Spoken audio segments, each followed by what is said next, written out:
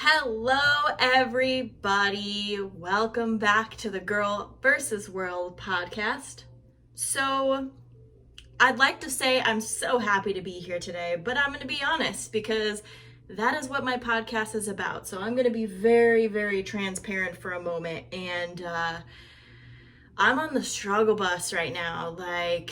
I am emotionally up and down, left and right, and I'm having a really hard time staying focused and staying on track. Unfortunately, I went through a breakup and it did not go well at all. And I'm not going to talk about it on this podcast because that's not what this episode is going to be about, but it is something that I am struggling greatly with. And it's something I've struggled with relationships in general ever since I started dating when I was 15 years old. You know, it's something that you just have to learn as you go along. And unfortunately, I have chosen very cruel men a lot of the times. You know, my husband, the guy that I married and divorced, was a very, very cruel man. And ever since then, there's been a cycle of relationships that I find myself in where not all of the men I've dated have been cruel. They haven't. But some of them have been particularly cruel, and I find myself in these patterns, even though I am in sobriety now and thought that if I got rid of drinking, that maybe my relationships would be different, but that's proving to not be the case. It's proving to me that my relationships and the patterns I find myself in my relationships is something that I really need to dig deep and work on. I have avoided that because I thought that, you know, a lot of the things that happened to me in the past, like the drinking was the problem, but I'm learning that I'm still not picking the right partner for myself, and I'm compromising and putting myself into situations that are, quite frankly, very difficult. And I don't wish to speak ill on my current ex. I really want nothing but the best for him, and he won't understand that anytime soon, but hopefully in the years to come there will be healing and understanding around what happened with us, the relationship, and why it had to come to an end. So with these feelings that I have been feeling the last couple of days, even the last couple of weeks, trying to sort through like whether or not this relationship was going to work for the both of us, whether it was going to be viable, something that we could come to terms with. I've been doing a lot of reading and researching and just trying to understand things. And there was an article I read a little while back about the article. I'll just tell you the title of it so you can understand. It's called "She Divorced Me Because I Left Dishes by the Sink." Now this sounds insane, because why would somebody leave because of dishes by the sink? But really, we all know, if you've been in a relationship and you've broken up, there's a straw that broke the camel's back, right? Like there's that one final thing where you're like, I can't do this anymore. Like enough is enough. I am done. And it's usually seems like something kind of small. And in this case, it was like, she divorced me because I left dishes by the sink. But this could be anything, right? It could be, she divorced me because I snore at night. Or he divorced me because I wouldn't do that thing in bed he likes. Or, you know, he divorced me because I come home and complain about work all the time. Like, that's not the reason. Like, that last thing, that last item that happened in the relationship is not the reason why that person is leaving you. It's not. It never is. It's always something much bigger. Actually, I should take that back. Sometimes it is that thing. Like, I would say, for example, if you were unfaithful, like if you cheated, that might actually be the thing that's like, I'm done because you cheated, because some people can't recover from that.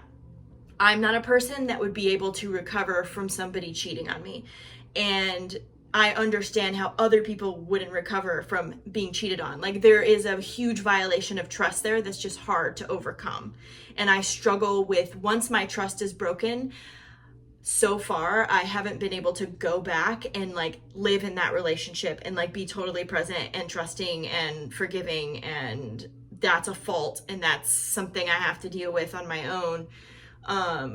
But I think it's the case for a lot of people, right? Like, once that trust is violated, it's really hard to get that back. And bless the people who are able to actually do that, who can actually like go through something and they come out better on the other side. Like, I wish I had that in me, and it's something I'm striving toward. And, you know, but hopefully you never have to go through that in a relationship. Hopefully that trust doesn't get violated and you don't have to overcome it, because you don't have to, like, relationships don't have to be hard.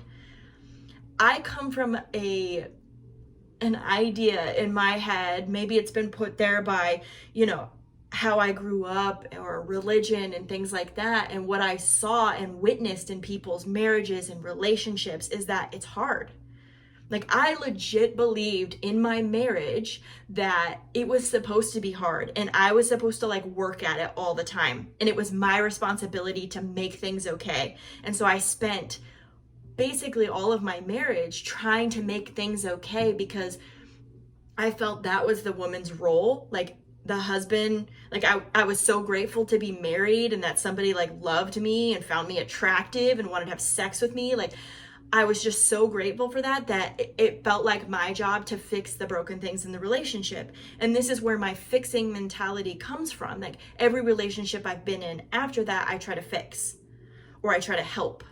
And I focus so much on that, like putting myself in, like, I would want someone to do that for me. I would love to have somebody like help me for once, but I've never felt that way in a lot of my relationships, where I'm the one always helping and I can't rely on them to help me back. So I end up having to do everything myself and then also help that other person, which makes me super resentful, and it just compounds, right? The longer you continue to do stuff like that, the worse it gets for you as a person. Even if you're feeling like helping is helping, at a certain point when you're like empty and they're continuing to ask for more help, you just don't have it anymore. And I found myself in that situation a lot, and it's a real struggle. So anyhow, back to this article. It's by Matthew Frey, who's a blogger at Must Be This Tall to Ride. Okay, so there's my plug. Yo, I'm gonna read from your article a little bit, giving you your credit. I think it's a brilliant article, and it describes for me a lot of what happens in a relationship, the things that we weren't really taught about, like leaving dishes by the sink doesn't seem like a big deal. Like, if you're the kind of person that leaves dishes by the sink, let's talk through the two types of people we have here. If you're the person who leaves dishes by the sink and you don't give a crap about leaving dishes by the sink because like you're gonna use it again, or your partner always cleans up, or at least you brought the dish to the sink, like you think, oh, because normally in my own house I would just leave the dishes in a pile next to the bed, or leave them in the bedroom, leave them on the kitchen table, you know. So for you, it might even be an improvement to come and bring the dish to the sink, right? And then you have the other partner who's like, don't leave dishes by the sink, it drives me insane. Like, if you use a dish, wash it, clean it, it's done. Like, don't leave dishes around. So you have these two types of people, and it seems like those two types of people usually marry each other. And I've been in this relationship where I've been the one that's like, don't leave your dishes by the sink, like do the dishes. And the other person is the one that doesn't understand why that's frustrating, right? So you have to try to talk that through and figure it out. And sometimes you can't, like, because they don't get it. You might have trouble explaining why, and they don't get it. And so the dishes keep getting left by the sink, and then that just keeps compounding. So you've talked about it. You're like, I can't stand when you leave dishes by the sink. Can you please do something about it? And they leave dishes by the sink. And you see it again and again and again and again. And finally you go back to them, you say, listen, I know we talked about this before, but leaving dishes by the sink, like I really need you to like make an effort and do the dishes, please. And the partner goes, okay, that's fine. Either they agree to it because they intend on doing it, or they agree to it to appease you. But if the dishes keep getting left by the sink, then you start to feel offended. Like being the person, because I'm the person who gets mad about the dishes being by the sink, for me, it feels like disrespect. Because if I've brought it up to you and we've talked about it multiple times and you continue to do it, you're doing it because you don't respect what I have to say, because you're choosing how you feel about it over how I communicated that I feel about it. And you didn't communicate that to me.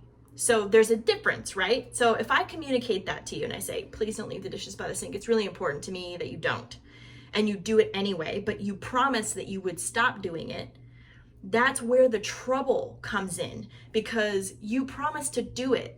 And so you set the expectation with your partner that you're going to do it. So when they see that you're not doing it, they can't trust you. They can't trust that what you say you're going to do. And that is the meat and potatoes of why someone might get divorced for leaving dishes by the sink. Because once trust is broken, it is really hard to get it back. And if you're the one breaking the trust, trying to get it back is so hard, and it's going to be an uphill battle for you it's going to be hard. It's going to be really hard. Like I've been in relationships where when I was drinking, I would mess up constantly. I would mess up all the time. And then I was constantly saying, I won't drink, I promise you I won't drink, to try to make them happy. And then I would drink. And so what am I telling my partner when I do that? It's saying that I'm choosing me over you. And in a relationship, we're supposed to be helping each other and choosing each other and being a team. And when one person keeps choosing themselves and you keep choosing that person who is choosing themselves, who's choosing you? You're just left with nothing, right? So that's where the problem starts to grow, because you're choosing them by telling them why something upsets you, like leaving dishes by the sink. And then they tell you, yes, I will fix this problem. Then they don't. And you're like, I don't know what to do now, because I've told you multiple times and you keep not doing it. Like, do you not care about this relationship? It seems trivial, but this is a huge thing that grows. It's a little seed that gets planted that grows. So when you're having conversations with your partner, it's so important that if you don't agree with what they're saying or don't intend on doing what they're proposing to you, that needs to be expressed, because you can't tell your partner that, yes, I'll do this thing, and then never do it, because you're betraying their trust when that happens each and every time. It seems small, but those small things, if you come home every day and you see that glass next to the sink, it's infuriating, because all you want to be is listened to. When your partner appeases you, it creates all sorts of problems, right? So he says this quote, there's a big quote in the article, and it says, every time she'd walk into the kitchen and find a drinking glass by the sink, she moved incrementally closer to moving out and ending our marriage. I just didn't know it yet. Because you're not thinking in the moment when these things are happening, because they're small, you're not thinking that way. You're not thinking that this little thing is going to be the reason why your relationship breaks up. You're not thinking that way, because I think if you thought that way, you wouldn't do it. Unless you wanted the relationship to end, obviously. You wouldn't do these things. So if you were more conscious of what your partner is telling you and the fact that that could lead to an eventual divorce or breakup or whatever, you might be a little more careful and intentional with your actions. That's not to say that you should live in fear that your partner's going to break up with you because you left a glass next to the sink.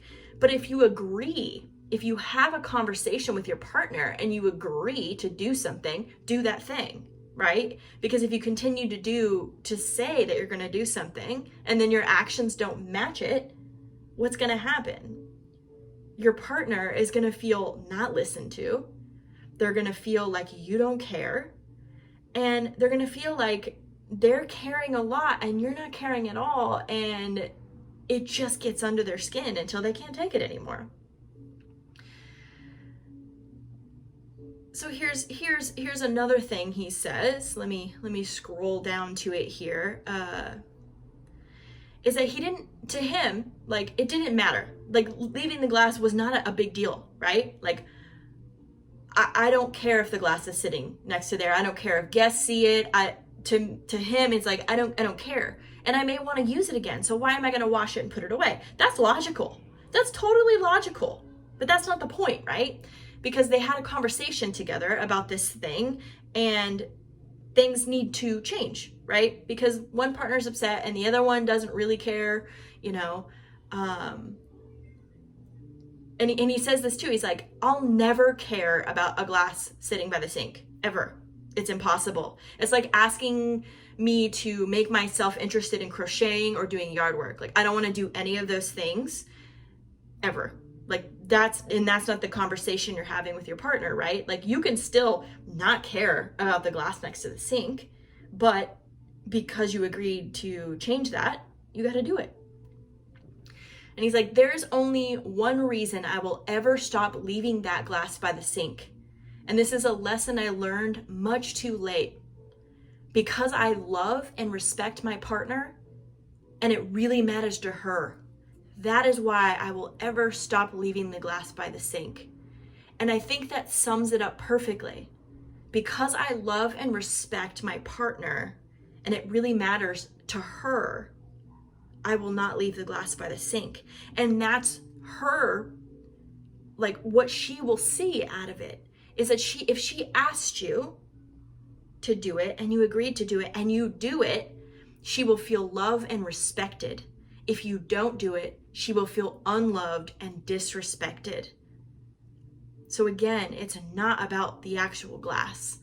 It's so much deeper than any of that. Right? And if you want your relationships to work, it's about listening to your partner's needs. Now, I'll back up a minute here and I'll talk about some things that, you know, sometimes your partner will come to you with a request that's just like, oh, wait a second. No, I cannot do that. Okay. So let's say it's something that's out of your control. You know, let's say that you snore. Right? And your partner comes to you and they go, you can't snore at night. Okay. So here's the thing about that. You have to be reasonable with your requests, but that opens up dialogue. It's like, okay, you snore a lot and we need to figure out a way to problem solve this so that we can both sleep in the same bed together.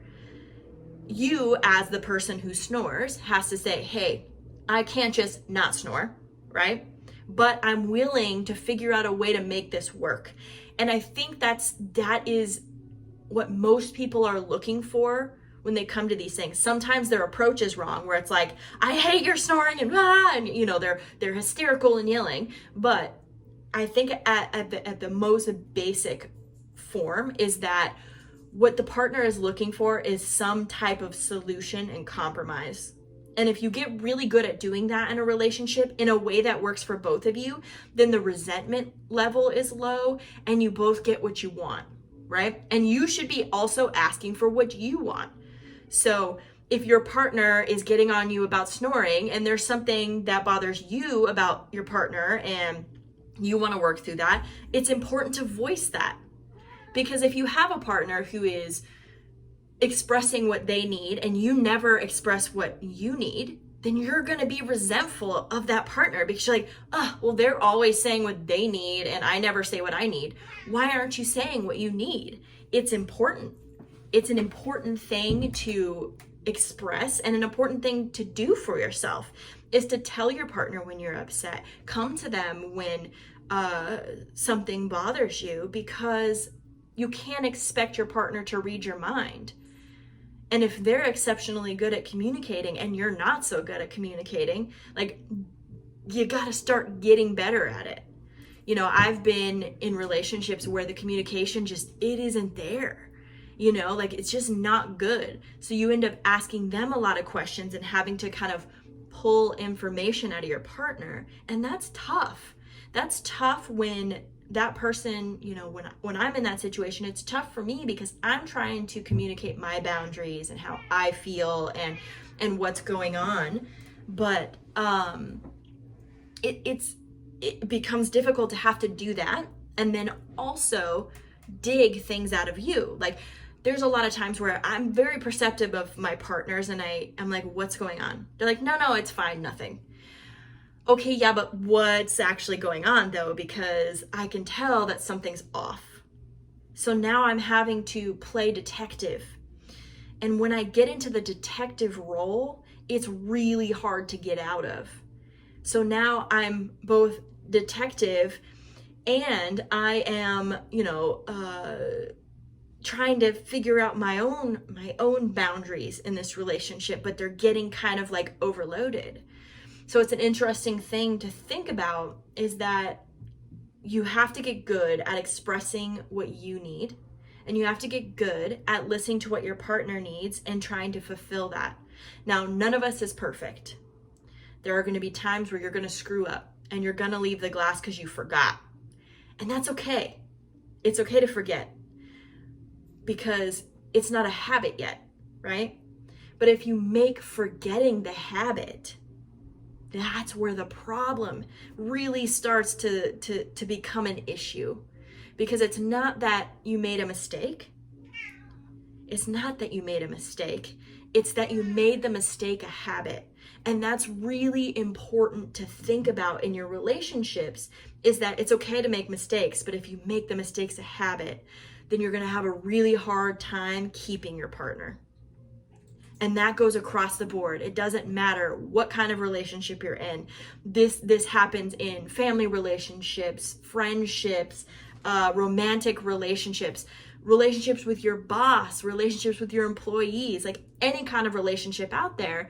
If you are making your mistakes a habit, it's not going to work. Like at work, if we're talking about work situations, if you keep making mistakes, your boss is going to correct you. And they're going to expect you to not make the mistake. Occasionally, you might make that mistake again, and your boss can be like, okay, just don't make that mistake. But if you're constantly making the mistake over and over and over, you're going to get fired. And rightly so, because you keep making mistakes. And that mistake affects your boss and therefore affects the business. So same thing in relationships. If you keep making the mistake, it becomes a habit. You're affecting your partner and therefore affecting the relationship and showing that you're not capable of giving your partner what they ask for or what they need. And at the end of the day, if your partner doesn't feel like you can give them what they ask for or what they need, it's going to be trouble. That spells major, major trouble. So what I'm trying to get at with this is that in your relationships, it's important to think about how you're reacting to what your partner's concerned about. Mind you, sometimes people are unreasonable. There are going to be people who ask you for things that you can never give them. Especially if you're dealing with somebody who has past trauma, like there's going to be a lot of patience and learning and understanding and love. And that's how we get through stuff in relationships, right? None of us is going to be perfect. None of us is going to get it right all the time, but there needs to be effort there. And when I say effort, I mean effort toward the thing that your partner requested of you. Because oftentimes in relationships, we have a fight and we have a discussion about that fight and what needs to change, and it's agreed upon. And then the partner does a bunch of other really great things, but not the thing that was the initial fight.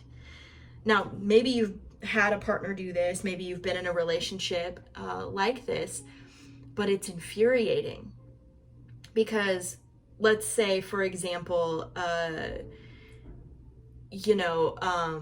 we'll use the dishes.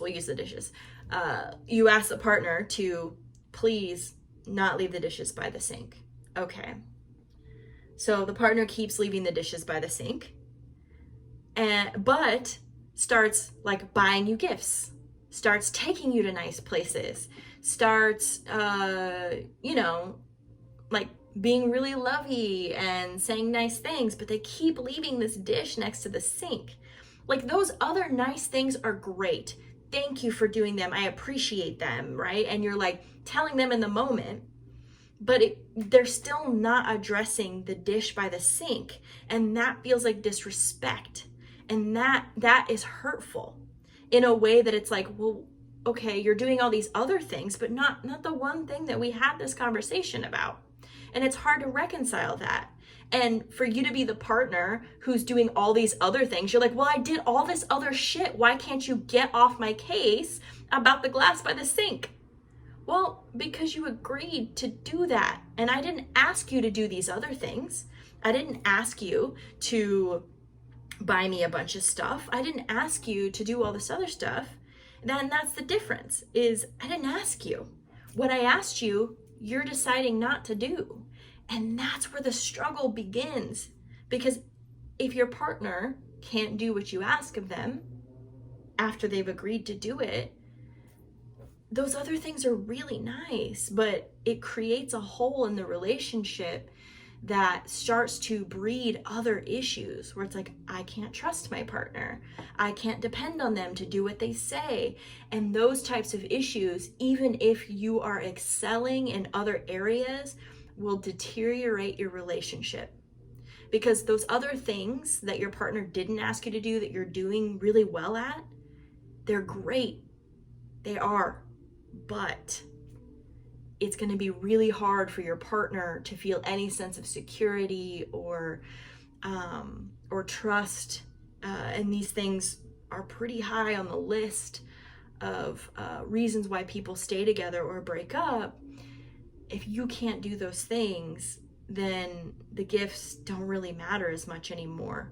You know, the saying that you'll do it doesn't matter anymore because they're looking for you to actually do it. So to be a great partner, at the end of the day, to be a great partner is if you agree to do something, do it. I don't think anyone ever expects you to be perfect. It's going to take time. But if you consistently agree to do things, just do them. And your relationship is going to be better off for it. Because if you both can communicate and tell each other what your needs are and come to compromises or solutions, then you can stop focusing on the problem and continue to live your life. If the glass is that important to your partner, just do it.